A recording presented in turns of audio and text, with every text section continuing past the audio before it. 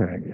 Well, since I am not able to hold our first class on the third due to jury duty, um, no exemptions, it seems these days. Used to be able to get a teacher's exemption. That doesn't exist. I was on the fire company up here for almost 30 years. Can't get an exemption for that, so I'm stuck with it. So I just want to go over the syllabus a little bit and go over some of the aspects of the course. So the first thing is don't get panicked. We'll go over the schedule a little bit at a time and so forth. No issues, no panic, low pressure, no real excitement. So uh, Blackboard is going to be a big friend to you because I'm going to be using that during the semester, and we will likely, uh, use Blackboard for the content section, certainly the discussion board, and so forth. I will make announcements through the message board and through the announcement section on Blackboard. So that's most often where you're going to get noticed for things that may come up. Normally, we would be meeting from 6 until 7:15 on Tuesdays and Thursdays, School of Business, room 220. We'll see how that plays out. I already received a couple of emails asking about, will we be doing it on Zoom as well? And the answer is yes, but just keep in mind that the technology is not my end of the log. As long as the tech is working, the technology is working. Every time I go into class, I will put it on Zoom. So those of you that, for whatever reasons, it becomes essential for you to do it that way, then, that will be available. Let me try and see if we can share this. And the answer is yes. Okay. So I just want to briefly go through the syllabus with you.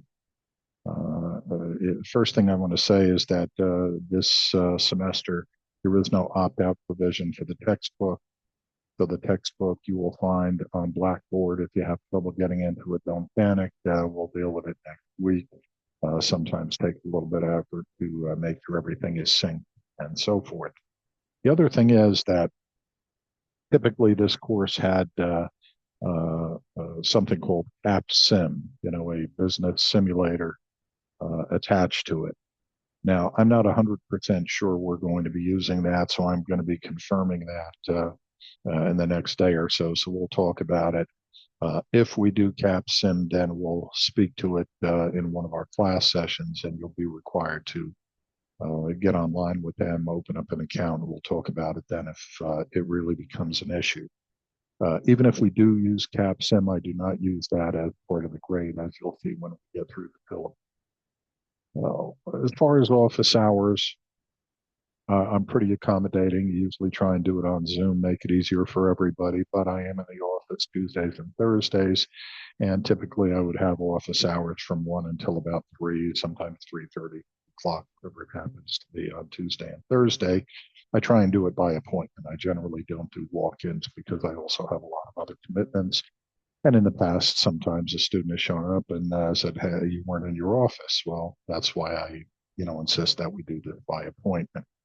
Um, in terms of the syllabus, you can get through all the boilerplate stuff up here, and you will find the textbook in Blackboard, linked to the board and so forth. And we'll speak to that the first chance we get in class. You can read through the description of the course, purpose, learning outcomes, all of that stuff. I'm not going to read to you. You don't need to be read to. Only thing I would put up is that in terms of written assignments, whatever we may do, analysis of Walmart as one example, value-driven management another example. When we do the analyses, they need to be done APA 7, which is the format for the School of Business, not something I arbitrarily chose, but that is there are different formats, APA, MLA, all of this stuff. It really is APA 7, so we want to try and stick to that as much as possible. In terms of grading, you can see that CAPSIM, if we end up doing CAPSIM, and in this case, we as a euphemism for you, end up doing CAPSIM, doing the challenge, the competition they have, and ultimately their CAPSIM final exam. Don't worry about grades or such for CAPSIM because I don't assign grades to that. The university uses it. We have a whole bunch of data that we have to collect and so forth for accreditation, other purposes, and that's the primary use of this tool. So, if you do get a chance to do it, that's probably a good thing. It's helpful to the university. But let me find out and confirm that we're even doing that this semester. Beyond that, 10 points for the midterm, and we'll talk about that in the next week or so because the midterm pops up very quickly, actually. We'll talk about what we're going to use as a midterm. It doesn't have to be an exam. I'm less comfortable with the idea of exams, so maybe we'll come up with a different mechanism. In any event, I do midterms as pass-fail, so it's not something where you're sitting there with the textbook and have to do all kinds of memorization and all this stuff. That's not the way the course is run. Discussion board's important. Discussion board, I want to make sure we understand that it is objective, not subjective. What does that mean? Well, in part, what it means is, and don't take this badly, but I'm not terribly interested in your personal view or opinion on things related to the course. Why? Well, because we're not experts in the field. Our credentials are becoming more robust with each course we take, each diploma we get, but we're not experts in the field. So when we participate in the discussion board, which we must do, and while it's not a master's thesis, think in terms of sourcing. So when we make some statement about something that, well, internationally business is, or whatever it happens to be, where do we get that? What was the source of that information? Akin to a reference section and citations on a more formal paper, like our analyses, for example. So just keep that in mind that the discussion board is objective, not subjective, and we'll talk more about that. We will have a couple of case analyses, 10 points for value-driven management, 10 points for Walmart, and then 10 points for Michael Porter's article, Competitive Advantage of Nations, or should we substitute one of his other articles? And we'll talk about that. And then we have a final project, which we'll talk about later in the semester, but it's basically going to be PowerPoint supported by a paper. And recently, in the last, 2 or 3 years, actually, I've allowed students to do videos, an MP4 or something like that, kind of like a blog, kind of like what we're doing here, because that gives you the opportunity to, in terms of screen share, for example, gives you the opportunity to put up a PowerPoint and so forth. Gives you the opportunity to have notes in front of you because I don't expect that you're going to memorize everything out of a textbook or out of a course. So you may want to consider the idea of an MP4 in lieu of a PowerPoint with a paper. If you do opt for this, it is a paper that supports the PowerPoint because the PowerPoint, as we know, is simply something that is an like key bullet points, but we can't put too much on a slide and we can't have too many slides. That's kind of like putting, 5 pounds of sugar in a 2-pound sack. That doesn't fit. And, I tried the idea of doing PowerPoint in notes view, but that was, not as robust a result as I was hoping. So I kind of nixed that idea. So now the final project will either be this MP4, and when we get further in the semester, we'll talk about it. But otherwise, it's going to be a PowerPoint with a paper supporting it because the paper will provide the detail that we can't fit on the slides. Again, so it says default speaker. Well, hopefully this is still working the way it's intended, and we'll find that out shortly. But there's okay. We reconnected, so apparently there was an issue. So in any event, you can read. Oh, okay, so now we're using the headphones and everything, which it should be. Okay. Well, anyway, I'm going to get through this rather quickly. So you can get to the projected schedule. And what I will say about the schedule and so forth is that when we're looking at that, we'll adjust as we need to as the course progresses. So don't get alarmed with, hard, fast due dates and things like this.